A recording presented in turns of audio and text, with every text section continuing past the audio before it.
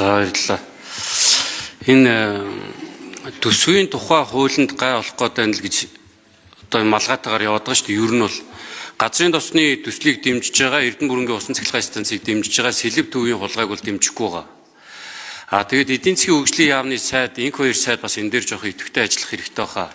Хөгжлийн банкныхаа тухай хуулийг өөрчлөөд хөгжлийн банкн дээрээ одоо жишээлхэд иргэдэд тавьдаг Монгол банкнаас иргэдийн эрсдлийг хаахын тулд тавьдаг зохистой харьцааны шалгуур үзүүлэлт гэдэг юмыг хөгжлийн банкн дээрээ тавьж хуульгүйгээр журмаар зохицуулагдаж яваад байгаа нэг асуудлыг цэгцлээд энэ шатанда жишээлхэд бид нар одоо энэ газрын тос боловсруулах үйлдвэрийн зээл, Эрдэнэ бүрэнгийн усан цахилгаан станцын зээл энтрийг хөгжлийн банкн дээрээ аваа явах юм бол хөгжлийн банкны чинь балансч томрно, энэ дагуу дахиад дараагийн том төслүүд рүү хөгжлийн банкыг оруулахад бэлэн болгох энэ талаас нь ажилламаар байгаамаа.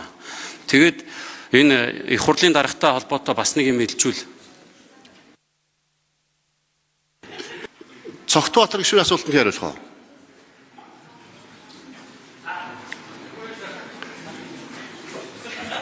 Эдийн засгийн хөгжлийн сайд Жаданбагийн инх хоёр хариулъя.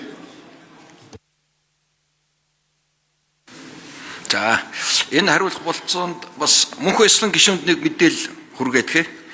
Манай газрын тос боловсруулах үйлдвэрийн маань хүчин чадал жилийн 1.5 сая тонн. Монгол улсын хэрэглээ өнөөдрийн байдлаар 25 нэг үүсгэлээр 2.9 сая тонн болцсон. Тэгэхээр одоо алтан ширээний тос боловсруулах үйлдвэр маань манай Монгол улс хэрэгцээний нэг 50-60% дээр л очино. Тэр агаарын хөлөг тесттэй холбоотойгоор бол одоо бид нар 80 мянган тонныг импортлж байгаа, хэрэгжилж байгаа.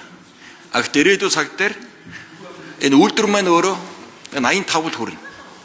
Тэгэхээр агаарын орон зай нислэг нэмэгдэх, гадны дамжин өнгөрөх ачаал нэмэгдэх үед манайх дотоодоос 100% хангаж чадахгүй. Тийм болохоор хоёр дахь басны доктортой нийлүүлэлтийн ханх үүднээс Орос улбаны улсаас агаарын төлшийг 15 жилийн хугацаанд бас бид авч хэрэгжилж таарна. Учир шалтгаан ийм шүү. Энэ өөрөө бүтэн